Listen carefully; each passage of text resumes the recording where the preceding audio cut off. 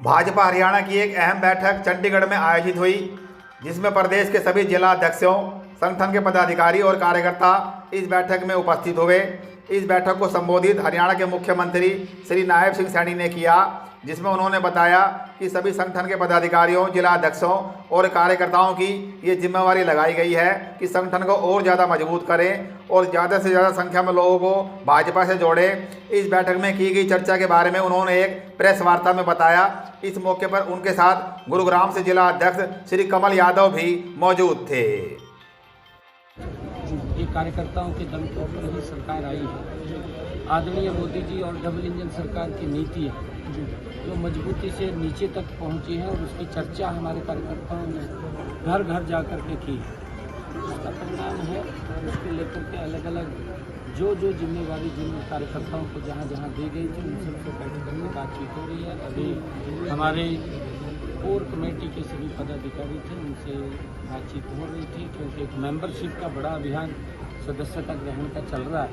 उसको लेकर के अलग अलग जिम्मेवारी भी सौंपने का डिस्ट्रिक्ट वाइज काम किया, ताकि जो टारगेट मेंबरशिप का लिया है 50 लाख को लेकर के कई ऐसे विषय होते हैं, उन विषयों को भी हम सर, सरकार जो काम कर रही है उनको संगठन के लोग जो है वो नीचे लोगों तक सरकार की योजनाएं, सरकार के फैसलों किस तरह से लेकर जाएं और जल्द से निकाय चुनाव कई जगह प्रस्तावित है, उसको लेकर संगठन कितना तैयार है, सर पार्टी कितनी तैयार है? नहीं, हमारी लगभग तैयारी है और क्योंकि मेंबरशिप चल रही है, ये सदस्यता अभियान जो है अपना समापन होता है और इस बीच में देख करके, क्योंकि हमने टारगेट रखा है 50 लाख का, जल्दी ही पूरा कर लिया जाएगा और इसको तीव्र गति से हम करेंगे, क्योंकि चुनाव कराने हैं, चुनाव जल्दी ही हम वो हों, इसके लिए हम कैप्टन अजय यादव कह रहे थे सर आज चंडीगढ़ में प्रेस कॉन्फ्रेंस करिए कि 26 नवंबर से 26 जनवरी तक राहुल गांधी एक बार फिर से भारत जागरण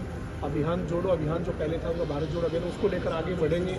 जातिगत जनगणना हो, इसको लेकर देश को जागरूक किया जाएगा और आज जो वो पूरे देश में जाएंगे 2 महीने का ये उन्होंने अपना कार्यक्रम कांग्रेस ने बनाया है सर। और जातिगत जनगणना की बात कांग्रेस बार बार करती है सर, आप क्या कहेंगे सर? देखिए, क्योंकि मेरा जो मानना है, कांग्रेस 50-55 साल तक सत्ता में रही और कांग्रेस ने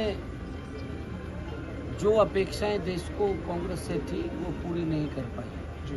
उन्होंने बेशक अपनी अपेक्षाएं पूरी कर ली हों, कांग्रेस के नेताओं ने, कांग्रेस के लोगों ने, उन्होंने शायद अपनी अपेक्षाएं पूरी कर ली, तो देश को जो अपेक्षाएं थी उससे देश वंचित रहा है। अभाव था हर चीज़ का।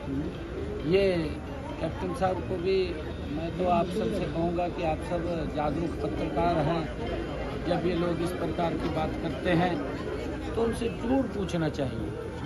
जब सड़कों का भी अभाव था इनके समय के अंदर, गैस का भी अभाव था, विकास का भी अभाव था, सड़कें भी नहीं बनती थी, मेडिकल कॉलेजों का भी, हेल्थ का भी अभाव था, एजुकेशन का भी अभाव था इनके समय के अंदर। परंतु क्योंकि जब देश ने इनको देख लिया है कांग्रेस पार्टी को और उनको नकार दिया है, जब इनको नकारा है तो इनको फिर इस प्रकार की बातें याद आती हैं कि ध्यान डाइवर्ट करना है, जनगणना करानी है। भाई थारे को किसने रोक लिया था?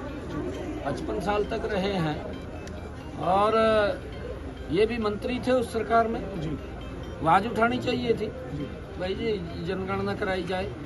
परंतु जब तो ऐसा लग रहा था अभी वोट तो ले लेते थे, पिछड़े का भी शोषण करते थे और एससी का भी शोषण करते थे, आम व्यक्ति का भी शोषण करते थे, तब तो ध्यान नहीं रहता था भी वोट दे रहे हैं हमें। अब जब उन्होंने नकार दिया, अब कई प्रकार की बातें इनके ध्यान में। सर, झारखंड और महाराष्ट्र को लेकर क्या कहेंगे? आप भी चुनाव प्रचार में गए थे सर, वहाँ के लिए नतीजों में कितना आश्वस्त है हरियाणा का? असर बात को पूरे अवगत हैं कि मोदी जी ने जो काम किए उसको कोई नकार नहीं सकता पूरे देश के अंदर, क्योंकि इतने जबरदस्त काम हुए हैं कि पहली बार ये सरकार गरीब के घर में पहुंची।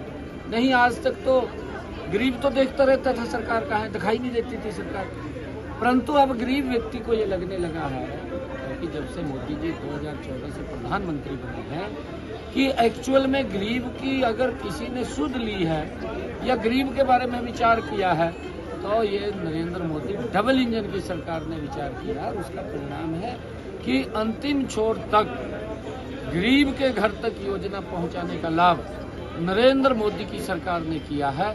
जहां स्टेट के अंदर डबल इंजन की सरकार नहीं है, किसी अन्य दल की सरकार है, वो तो वहां के लोगों को भी उन सुविधाओं से वंचित रखते हैं जो सुविधाएं नरेंद्र मोदी जी देते हैं। उसका उदाहरण है, आप पश्चिम बंगाल में देखिए, पंजाब हमारे पड़ोस में है, आप देखिए पंजाब के अंदर भी बहुत सारी योजनाएं वो नहीं मिल पा रही लोगों को, लोग उससे वंचित हैं और ये लोग अपनी राजनीति को घुमाते रहते हैं, वोट लेते रहते हैं। कई योजनाएं तो हिमाचल के अंदर भी, क्योंकि वायदे तो करे हैं कांग्रेस ने, वायदे तो किसी ने रोका नहीं, परंतु पूरे नहीं किए, वायदे करके वोट ले लिया और फिर उनका शोषण किया।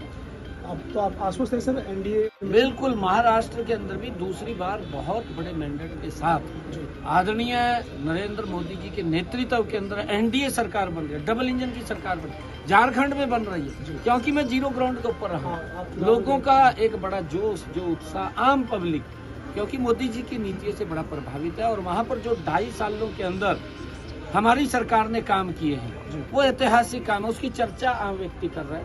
कि कांग्रेस तो खाली वहाँ पर इन्होंने नाम तो दे दिया उसका अपना महाविकास अघाड़ी, पर वो महाविनाश अघाड़ी है। ये कांग्रेस ने एक नाम दिया अपना महाविकास अघाड़ी, ये महाविकास अघाड़ी नहीं, ये महाविनाश अघाड़ी है। और इस प्रकार के लोग उसमें चिपटे हुए हैं जिनके ऊपर भ्रष्टाचार को लेकर के सब पर दर्द है, फिर कहाँ विकास की बात करें। बहुत शुक्रिया सर।